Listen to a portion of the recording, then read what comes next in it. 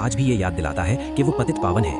वो केवल मंदिर की चार दीवारी में नहीं रहते, वे हर उस बागीचे, हर उस झोंपड़ी और हर उस हृदय में बसते हैं जहाँ सच्चाई और सरलता है। साक्षात ब्रह्म को एक बूढ़े की लाठी बनकर खड़ा होना पड़ा, क्योंकि प्रेम के आगे भगवान हमेशा हार जाते हैं। अरे ये क्या? जिस ईश्वर के एक इशारे पर अनंत ब्रह्मांडों की रचना होती है, वो जगन्नाथ जी आज एक मुट्ठी केलों के लिए पूरी रात लाठी लेकर पहरेदार बनकर क्यों खड़ा रहा? क्या वैकुंठ का ऐश्वर्य प्रभु को मंदिर से बाहर नहीं ला सका, पर एक बूढ़े भक्त के अधिकार ने उन्हें ओस में भीगने पर मजबूर कर दिया? उड़ीसा के नीलांचल धाम से मीलों दूर महानदी के किनारे बसे एक छोटे से गांव वृंदावनपुर में एक वृद्ध व्यक्ति रहता था, जिसका नाम था माधव। माधव का जीवन सादगी की पराकाष्ठा था। उसकी पत्नी का देहांत वर्षों पहले हो चुका था और उसकी कोई संतान नहीं थी। गांव वाले उसे पागल माधव कहते थे, क्योंकि वो सारा दिन अपनी झोपड़ी के पीछे बने एक छोटे से केले के बागीचे में बिताता था और पौधों से ऐसे बातें करता था जैसे वे जीवित मनुष्य हों। माधव के पास जीवन की कोई सुख सुविधा नहीं थी। उसकी झोपड़ी की छत से बारिश में पानी टपकता था और उसके पास पहनने को केवल 2 फटी हुई धोतियां थीं। लेकिन उसके बागीचे के केले पूरे क्षेत्र में ईश्वरीय वरदान माने जाते थे। वे केले साधारण आकार से बड़े, सोने की तरह सुनहरे और शहद से भी मीठे थे। माधव का एक ही संकल्प था, वो इन केलों को बाजार में बेचकर धन नहीं कमाएगा। उसका कहना था, इन केलों की मिठास जगन्नाथ जी की कृपा है, इसलिए इनका भोग भी केवल उन्हीं को लगेगा। हर साल ज्येष्ठ मास की तपती दोपहर में माधव अपने कांधे पर केलों का भारी गुच्छा लादकर नंगे पांव पुरी की ओर निकल पड़ता था। वो मीलों का सफर पैदल तय करता, रास्ते में पड़ने वाले कंकड़ पत्थरों की परवाह नहीं करता।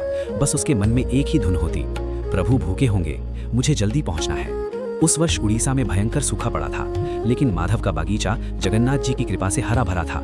उसके पेड़ों पर केलों के ऐसे दिव्य गुच्छे आए थे जिनकी सुगंध मील भर दूर तक फैल रही थी। गांव के लोग हैरान थे कि जहां कुएं सूख गए हैं, वहां माधव के बागीचे में इतनी हरियाली कैसे है। इसी दौरान पास के जंगलों से डाकुओं और चोरों का एक क्रूर गिरोह गांव में घुस आया था। वे गरीबों की फसलें लूट रहे थे और विरोध करने वालों को मौत के घाट उतार रहे थे। माधव अब 80 वर्ष का हो चुका था। उसकी आंखों पर मोतियाबिंद की सफेद परत चढ़ चुकी थी, जिससे उसे दिन में भी धुंधला दिखाई देता था। उसके हाथ पांव कांपते थे और वो लाठी के बिना 2 कदम नहीं चल सकता था। एक शाम माधव को पता चला कि चोरों की नजर उसके बागीचे पर है। वो व्याकुल हो उठा। उसने सोचा, अगर चोरों ने ये केले चुरा लिए तो मैं इस साल प्रभु को क्या भेंट करूंगा? क्या मेरी 60 साल की साधना टूट जाएगी? उस रात माधव सो नहीं पाया। वो अपनी कुटिया के बाहर लगी जगन्नाथ जी की एक धुंधली सी तस्वीर के सामने फूट फूट कर रोने लगा। उसने करुण पुकार की, प्रभु मैं बूढ़ा और असहाय हूँ, मेरी आंखें साथ नहीं देती और मेरे हाथों में लाठी पकड़ने की भी शक्ति नहीं बची। ये केले आपके भोजन के लिए हैं, मेरे लिए नहीं। क्या आप अपने भोजन की रक्षा खुद नहीं करेंगे? क्या एक भक्त का समर्पण चोरों के लालच से हार जाएगा? हे नीलांचलनाथ, आज लाज आपके हाथ में है। रात का 3रा प्रहर था। आसमान में काले बादलों ने डेरा डाल रखा था और रह रहकर बिजली कड़क रही थी। ओस की ठंडी बूंदें वातावरण को और भी सर्द बना रही थी। गांव के सारे कुत्ते शांत थे, मानो किसी अनहोनी का इंतजार कर रहे हों। तभी 3 साए माधव के बागीचे की बाड़ के पास रेंगते हुए पहुंचे। ये कालिया और उसके 2 साथी थे, गांव के सबसे खूंखार चोर। उनके हाथों में तेज धार वाले दराते थे। कालिया ने फुसफुसाते हुए कहा, बूढ़ा सो रहा है, जल्दी से सारे गुच्छे काट लो, सुबह होने से पहले हम शहर के बाजार में होंगे। जैसे ही कालिया ने बागीचे के भीतर कदम रखा, अचानक वातावरण में एक मधुर लेकिन गूंजती हुई आवाज सुनाई दी, रुक जाओ, आगे बढ़ना मौत को दावत देना है। चोर ठिठक गए। उन्होंने अपनी मशाल ऊपर की और देखा बागीचे के मुख्य द्वार पर एक छोटा सा बालक खड़ा था। उसकी आयु मुश्किल से 7-8 वर्ष रही होगी। उसका रंग बादलों जैसा गहरा सांवला था और उसकी आंखें असाधारण रूप से बड़ी, गोल और चमकदार थीं। उसने केवल एक छोटी सी कौपीन पहनी थी और उसके कंधे पर एक छोटी सी बांस की लाठी रखी थी। चोरों का सरदार कालिया ठहाका मारकर हंसने लगा।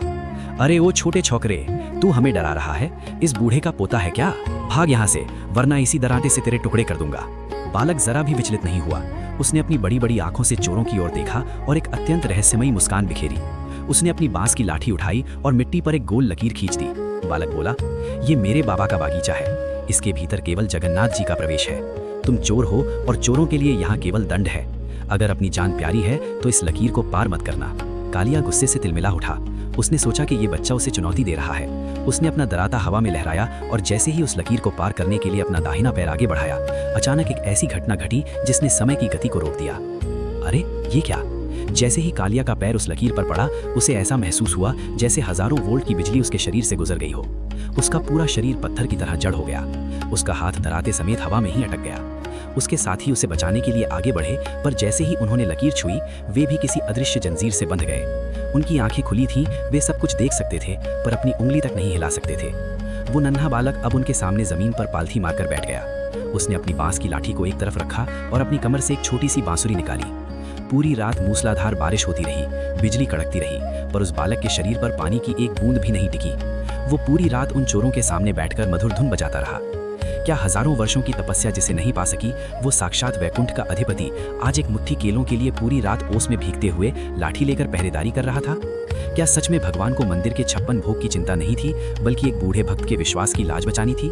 सुबह की पहली किरण के साथ बागीचे के पक्षियों के चहचहाने की आवाज आई। माधव की आंख खुली। वो लड़खड़ाता हुआ बागीचे में आया और वहां का दृश्य देखकर उसके हाथ से पानी का लोटा गिर गया। उसने देखा कि गांव के 3 सबसे खतरनाक चोर मूर्तियों की तरह बागीचे के द्वार पर खड़े हैं। उनके चेहरों पर खौफ और हैरानी के भाव जमे हुए थे। बालक वहां नहीं था, लेकिन मिट्टी पर खींची गई वो लकीर अभी भी सोने की तरह चमक रही थी। माधव ने डरते डरते चोरों को छुआ। जैसे ही माधव का स्पर्श हुआ, चोरों की जड़ता खत्म हुई और वो धड़ाम से माधव के पैरों में गिर पड़े। कालिया रोते हुए बोला, माधव बाबा, हमें माफ कर दो। हम आपके केले चुराने आए थे, पर रात भर उस सांवले लड़के ने हमें नरक के दर्शन करा दिए। उसकी आंखों में हमें पूरा ब्रह्मांड दिखाई दे रहा था। वो लड़का इंसान नहीं था बाबा, वो कोई जादूगर था या खुद ईश्वर। माधव समझ गया। वो पागलों की तरह रोने लगा। उसने केलों के उन दिव्य गुच्छों को काटा और उसी समय पुरी की ओर दौड़ पड़ा। जब वो पुरी के सिंह द्वार पर पहुंचा तो वहां का दृश्य और भी ज्यादा शॉकिंग था। मंदिर के मुख्य पुजारी और हजारों भक्त गर्भगृह के सामने जमा थे। पुजारी चिल्ला रहे थे, अनर्थ हो गया, चमत्कार हो गया। जब माधव भीतर पहुंचा तो पुजारी ने बताया, आज सुबह जब हमने मंदिर के पट खोले तो देखा कि भगवान जगन्नाथ के रत्न जड़ित विग्रह के पैरों में ताजी गीली मिट्टी लगी थी। उनके रेशमी पीतांबर के निचले हिस्से पर बांस के पत्तों के निशान थे और उनके पूरे शरीर पर ओस की नमी थी, मानो वे रात भर बाहर बारिश में खड़े रहे हों। सबसे बड़ी शॉकिंग बात तो ये थी कि भगवान जगन्नाथ के दाहिने हाथ में सुदर्शन चक्र की जगह एक छोटी सी बांस की लाठी खड़ी थी, बिल्कुल वैसी ही जैसी माधव के बागीचे वाले बालक के पास थी। माधव ने दहाड़ मारकर रोते हुए अपनी आप बीती सुनाई तो पूरी धाम में जय जगन्नाथ के नारों से आसमान गूंज उठा। ये महालीला हमें सिखाती है कि भगवान के लिए कोई भी वस्तु छोटी नहीं होती यदि वो प्रेम से अर्पित की जाए। माधव के पास केवल केले थे, पर उन केलों में उसका प्राण बसा था।